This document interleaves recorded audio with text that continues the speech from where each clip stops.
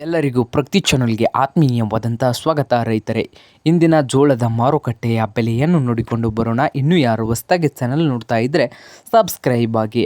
ನಾವು ಪ್ರತಿದಿನ market ನ್ಯೂಸನ್ನು upload ಮಾಡ್ತಾ ಇರ್ತವೆ. ಈಗಲೇ ಚಾನಲನ್ನು ಸಬ್ಸ್ಕ್ರೈಬ್ ಆಗಿ. ಇಂದಿನ ಜೋಳದ ಮಾರುಕಟ್ಟೆಯ ಬೆಲೆ ನೋಡುವುದಾದರೆ ಮಾರುಕಟ್ಟೆ ಬಂದು ಯಾವ ಮಾರುಕಟ್ಟೆಯಲ್ಲಿ ಎಷ್ಟು ರೇಟ್ ಇದೆ 1 ಕ್ವಿಂಟಲ್ಗೆ ಅಂತೇಳಿ ನೋಡೋಣ ಬನ್ನಿ.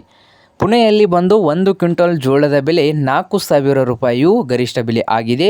ಹಾಗೆ ಅಹಮದ್ನಗರದಲ್ಲಿ ಕೂಡ 2,000ದಿಂದ 3,000 ರೂಪಾಯಿವರೆಗೆ 1 ಕ್ವಿಂಟಲ್ ಜೋಳದ ಬೆಲೆ ಆಗಿದ್ದು, ಹುಬ್ಬಳ್ಳಿಯಲ್ಲಿ 2,000ದಿಂದ 3,000ವರೆಗೆ 1 ಕ್ವಿಂಟಲ್ನ ಈರುಳ್ಳಿಯ ಗರಿಷ್ಠ ಬೆಲೆ ಜೋಳದ ಗರಿಷ್ಠ ಬೆಲೆ. ಹಾಗೆ ರಾಯಚೂರಿನಲ್ಲಿ ಕೂಡ 1 ಕ್ವಿಂಟಲ್ ಜೋಳದ ಬೆಲೆ 3,000ದಿಂದ 3,400 ರೂಪಾಯಿಯು ಗರಿಷ್ಠ ಬೆಲೆ ಆಗಿದೆ. ಹಾಗೆ ಸಾಂಗ್ಲಿಯಲ್ಲಿ ಕೂಡ 3,400 ರೂಪಾಯಿದಿಂದ 4,000 ರೂಪಾಯಿವರೆಗೆ 1 ಕ್ವಿಂಟಲ್ ಜೋಳದ ಬೆಲೆ ಇದೆ.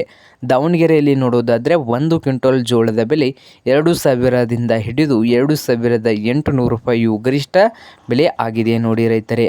ಹಾಗೆ ಇನ್ನೊಂದು ಮಾರುಕಟ್ಟೆ ಯಾವ ಮಾರುಕಟ್ಟೆಯಲ್ಲಿ ಅಂದರೆ ಮಲ್ಗದ್ ಮಾರುಕಟ್ಟೆಯಲ್ಲಿ 1,800ರಿಂದ 3,400 ರೂಪಾಯಿಯು.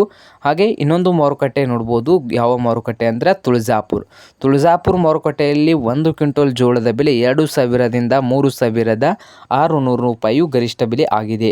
ಇದು ಇಂದಿನ ಜೋಳದ ಮಾರುಕಟ್ಟೆ ಬೆಲೆ ಆಗಿದೆ.